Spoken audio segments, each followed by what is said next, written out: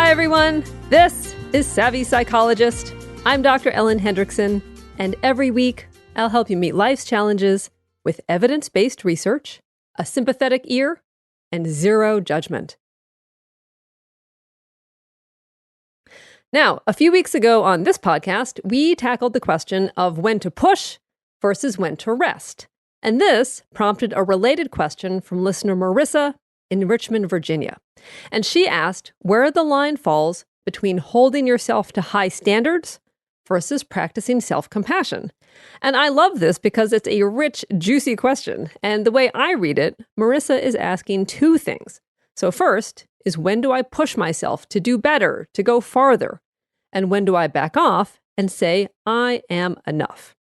Now, secondly, she's asking, when do I treat myself with compassion? So let's tackle that one first, because the short answer is always, but maybe not in the way that you think. So let me explain. It is super common to conflate self-compassion with letting yourself off the hook. But researcher and psychologist Dr. Kristin Neff, who pioneered the notion of self-compassion, makes a distinction between self-compassion and self-indulgence. In her writing, she cautions against interpreting self-compassion as, say, I'm stressed out today, so to be kind to myself, I'll just watch TV all day and eat a quart of ice cream. Along the same lines, it's important not to interpret self-compassion as, I'm uncertain and worried about reaching my high standards, so I'm going to be kind to myself by giving myself a pass. Not so fast. Self-compassion doesn't mean you can give up on quitting smoking, working on your term paper, or getting to work on time, nor does it make those things fun or relaxing. But self-compassion allows you some kindness and support as you tackle the challenge. In other words, self-compassion doesn't necessarily mean choosing the easiest or most pleasurable path. It simply means choosing the kindest. Specifically, think about how you would talk with someone you care about, a good friend or a child, as they face a challenge, a worry, or a difficult time. Would you be harsh and punitive? Would you tell them to suck it up? Or insist there's no reason to get their underwear in a knot? No, of course not. You'd be kind and supportive. But at the same time, you wouldn't give up on them. You'd believe in them and encourage them. You'd say, I know you can do it. You're strong and capable. Or this is tough, but hang in there.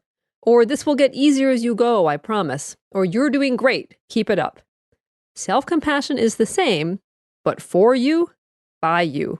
After all, your biggest fans aren't available 24/7, but you are.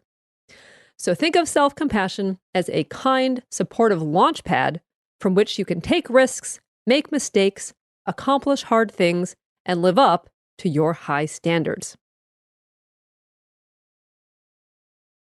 Okay, speaking of high standards, let's now address the other question. When do I push myself to do better? And when do I say, I am enough? Now, the answer, counterintuitively, is to do both simultaneously. Self-acceptance and self-improvement can play nicely together. Or, as the great psychologist Carl Rogers said, the curious paradox of life is that when I accept myself just as I am, then I can change. So accepting yourself as enough means accepting your strengths and weaknesses, your talents and flaws as they are. So for example, you might accept that you have a tendency to get defensive when criticized. But at the same time, you might also commit to working on that and accepting feedback in a more constructive way. Now here is where we circle back to self-compassion. Interestingly, it's easier to admit we have weaknesses and are working on them when we provide ourselves a kind, compassionate environment. If we expect our own brain to call us out or harshly criticize us for falling short, we push our weaknesses underground. We hide them and put forth a front, which makes it impossible to move forward. Furthermore, self-compassion may actually help you adhere to your high standards. In a study in the Journal of Social and Clinical Psychology, researchers asked undergraduate women to eat a donut and then participate in what was described as a taste test of different candies. Now, some of the women, after eating the donut, were surreptitiously given an informal self-compassion intervention.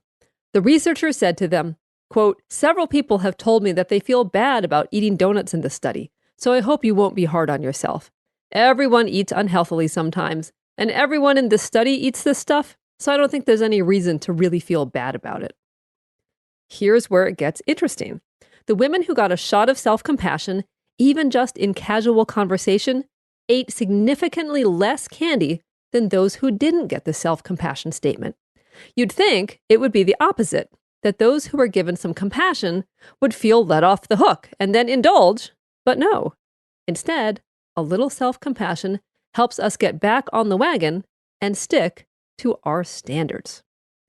Now, all in all, self-compassion makes it easier to admit that our habits could use a tune-up, our disposition has a few warts, or that we plain old screwed up. But then, from the supportive environment we create for ourselves using self-compassion, we can shoot for the stars without shooting off our mouth at our foibles and mistakes. Thank you so much for making The Savvy Psychologist a part of your life. As always, Savvy Psychologist is strictly for informational purposes and doesn't substitute for mental health care from a licensed professional. If you have already picked up my book, How to Be Yourself, Quiet Your Inner Critic, and Rise Above Social Anxiety, I say a big thank you to you.